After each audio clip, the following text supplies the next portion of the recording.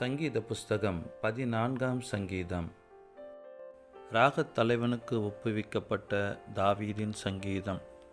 தேவன் இல்லை என்று மதிக்கெட்டவன் தன் இருதயத்தில் சொல்லிக் கொள்ளுகிறான். அவர்கள் தங்களை கெடுத்து அருவருப்பான கிரியைகளை செய்து வருகிறார்கள். நன்மை செய்கிறவன் ஒருவனும் இல்லை. தேவனை தேடுகிற உணர்வுள்ளவன் உண்டோ என்று பார்க்க கர்த்தர் பரலோகத்தில் இருந்து மனுபுத்திரரை கண்ணோக்கினார். எல்லாரும் வழி விலகி ஏகமாய் கெட்டுப்போனார்கள். நன்மை செய்கிறவன் இல்லை, ஒருவனாகிலும் இல்லை. அக்கிரமக்காரரில் ஒருவனுக்கும் அறிவு இல்லையோ? அப்பத்தை பட்சிக்கிறது போல என் ஜனத்தை பட்சிக்கிறார்களே. அவர்கள் கர்த்தரை தொழுது கொள்ளுகிறதில்லை. அங்கே அவர்கள் மிகவும் பயந்தார்கள்.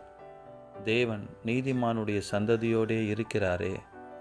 சிறுமைப்பட்டவனுக்கு கர்த்தர் அடைக்கலமாயிருக்கிறார் என்று சொல்லி நீங்கள் அவனுடைய ஆலோசனையை அலட்சியம் பண்ணினீர்கள்.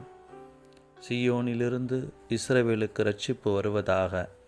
கர்த்தர் தம்முடைய ஜனத்தின் சிறையிருப்பை திருப்பும்போது யாக்கோபுக்கு களிப்பும் இஸ்ரவேலுக்கு மகிழ்ச்சியும் உண்டாகும்.